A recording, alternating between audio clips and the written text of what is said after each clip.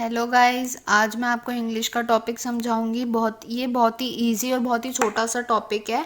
Use of is am are. बच्चों को बहुत ही कंफ्यूजन हो जाता है use of is am are की, कहाँ कहाँ पे यूज़ होता है। तो मेरी वीडियो एंड तक ज़रूर देखना, आपको ये टॉपिक क्लियर हो जाएगा। तो use of is am are है, हु, हे का प्रयोग। Use of is am are हमारा प्रेजेंट टेंस में यूज़ होता है।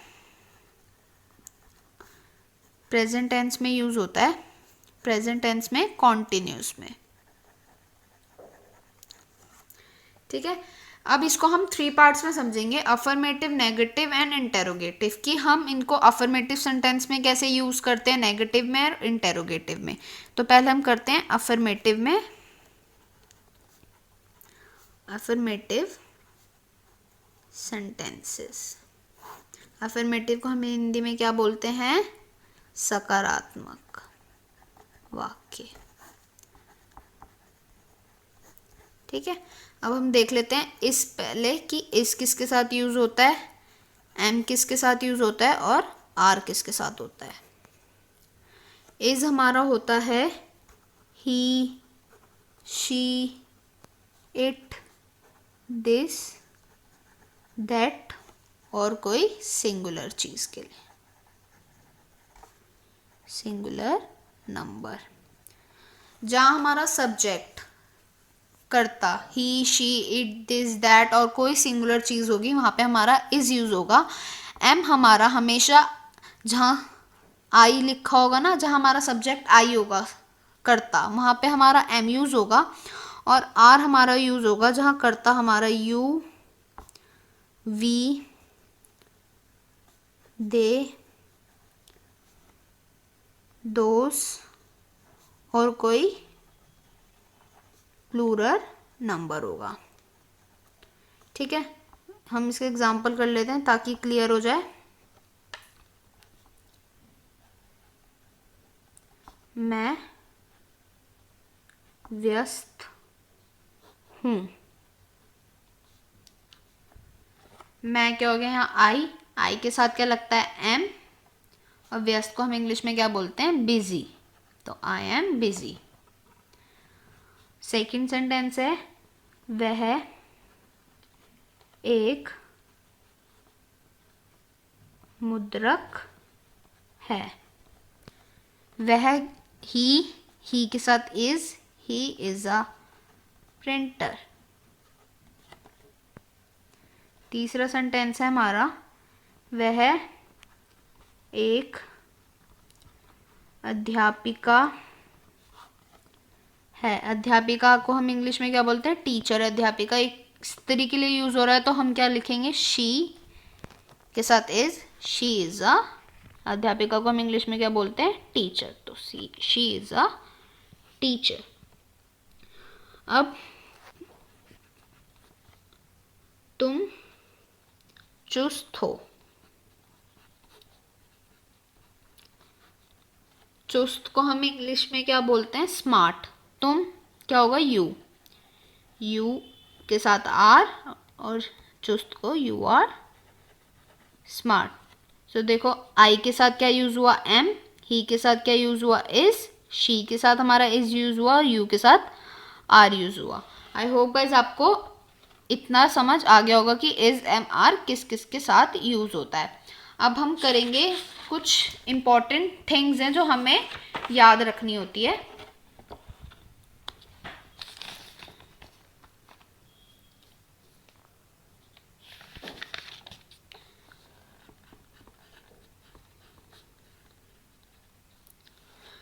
अब देखो,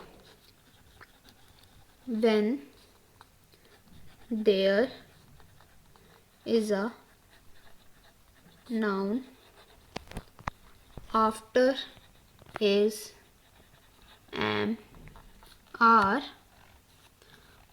article a or an is used। अब देख, इसका मतलब क्या है कि एक सेंटेंस में, जैसे बहुत बच्चे कंफ्यूज हो जाते हैं कि ए एन दा कहाँ कहाँ लगाना है, ए कहाँ लगाना है, एन कहाँ लगाना है, ए एन लगाना है या नहीं लगाना। तो अब हम वो कैसे देखेंगे, अगर हमारा इसके बाद अगर वहाँ पे हमें संज्ञा गिवन है, अगर हमें सिर्फ संज्ञा दे रखी है तो हम ए और एन का यूज करेंगे। एन हमारा किसके साथ लगता है, जहाँ पे वॉवल्स होते हैं, और ए हमारा नॉर्मल लगता है। तो हम इसका एग्जाम्पल कर लेते हैं, जैसे this is a book, book संज्ञा है तो यहाँ पे हमारा लिखा ए। अब हम लिख लेते हैं आई एम अ टीचर, यहाँ पे हमने ए क्यों लगाया, क्योंकि यहाँ पे नाउन है कि वो टीचर है, तो वो नाउन संज्ञा हो गया, तो इसलिए हमारा ए का यूज हुआ। अगर अब यहाँ पे नाउन नहीं होता तो हम ए एन का यूज नहीं करते। अब सेकंड रूल है हमारा, when there is an adjective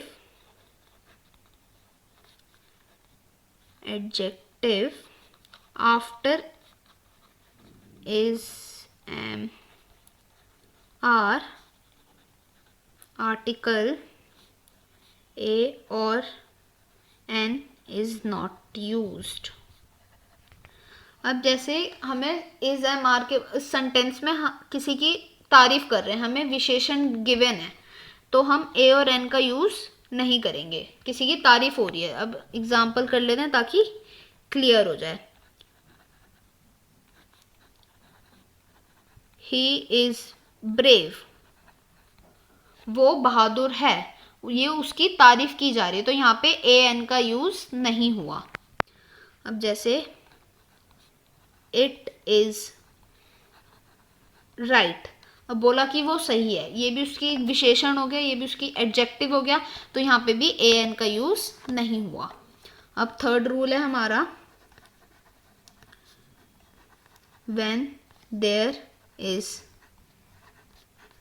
adjective plus noun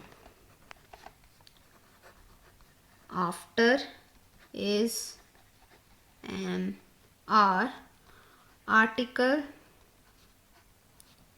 ए और एन इज यूज्ड। अब जहाँ हमें संज्ञा और विशेषण दोनों साथ में गिवन हो तो वहाँ पे ए और एन का यूज होगा। जैसे फर्स्ट रूल में हमारा ए एन का यूज होगा, सेकंड में नहीं होगा। जहाँ संज्ञा है वहाँ ए एन का यूज होगा, जहाँ विशेषण है वहाँ ए एन का यूज नहीं होगा, और जहाँ संज्ञा और विशेषण दोनों है वहाँ पे यूज होगा। अब हम इसके एग्जाम्पल कर लेते हैं, जैसे ही इज अ गुड मैन।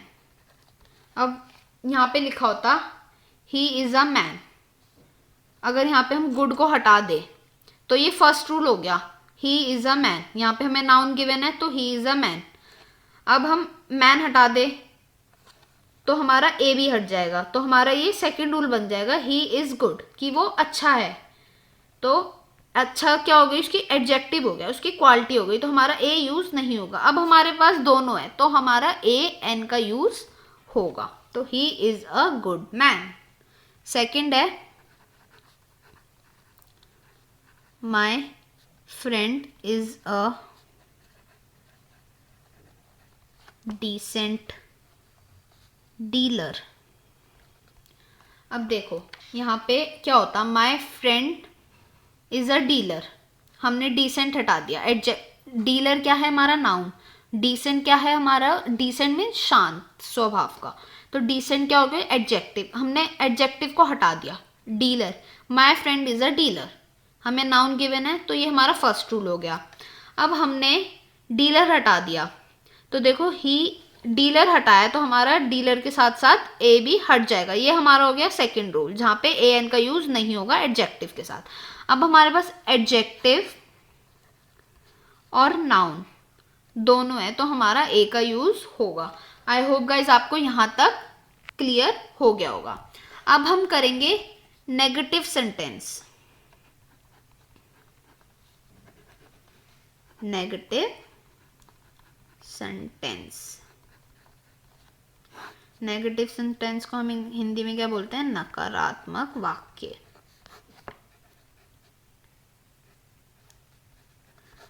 नकारात्मक वाक्य। इसमें क्या यूज होता है, जो नेगेटिव के लिए हम क्या यूज करते हैं इंग्लिश में, नॉट।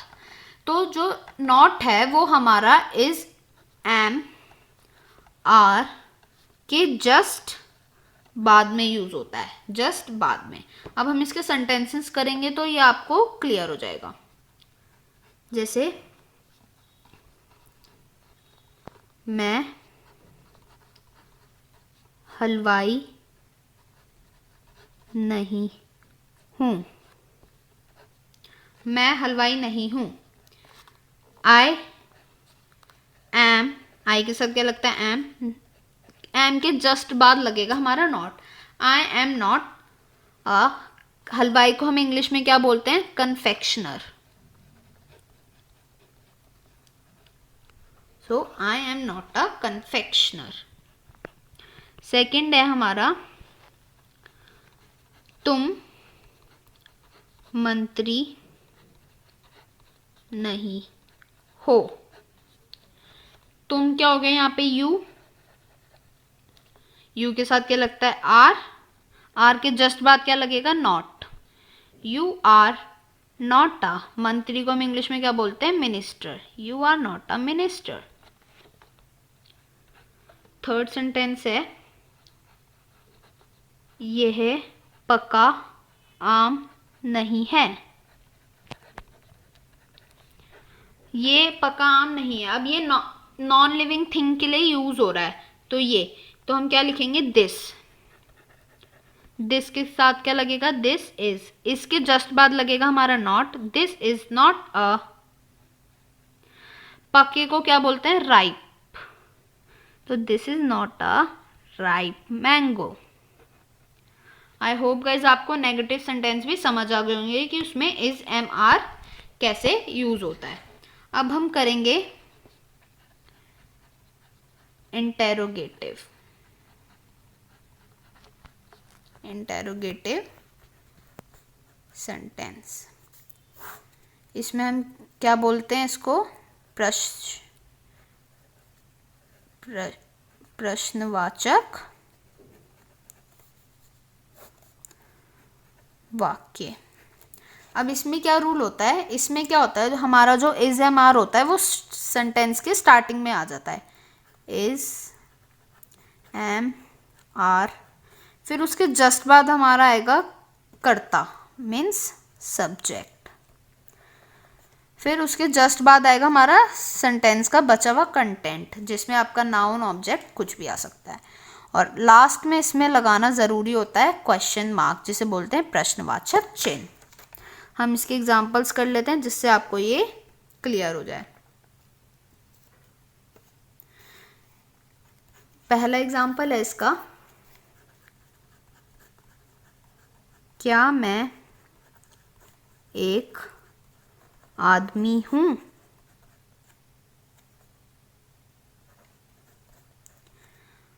अब देखो इसको कन्वर्ट करते हैं, क्या मैं एक आदमी हूँ। पहले तो ये आई है, पहले हम सब्जेक्ट लिख लेते हैं। अब आई के साथ क्या यूज होता है हमारा, एम। तो एम, आई अ, आदमी को हम इंग्लिश में क्या बोलते हैं, man. So am I a man, और लास्ट में क्वेश्चन मार्क। ठीक है। सेकंड एग्जांपल है, क्या वह एक मजदूर है।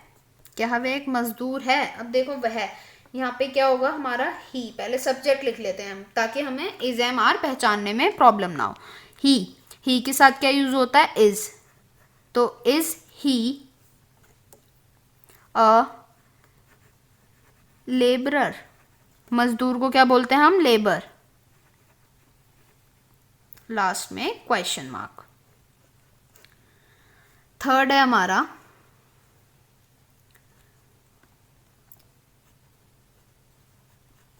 क्या हम नेता हैं।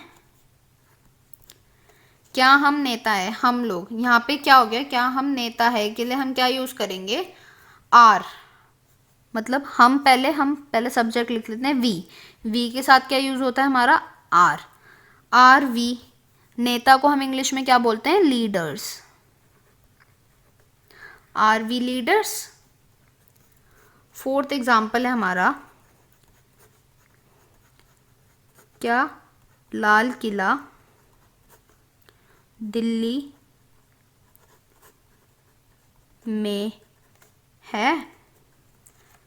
क्या लाल किला दिल्ली में है? अब देखो इसमें कोई सब्जेक्ट तो है नहीं, बट हाँ लाल किला एक ही है, सिंगुलर है, तो हमारा क्या यूज होगा? इज। और अब हमारे पास कोई सब्जेक्ट नहीं है तो हम क्या लिखेंगे? अब द हम किस चीज़ के लिए यूज़ करते हैं? जो बहुत ही फेमस हो, मोस्टली एक ही है। अब लाल किला एक ही है ना, तो इज द रेड फोर्ट, किले को हम इंग्लिश में क्या बोलते हैं? Fort. Is the red fort in Delhi? और लास्ट में question mark. I hope guys आपको ये टॉपिक समझ आ गया होगा। Thank you.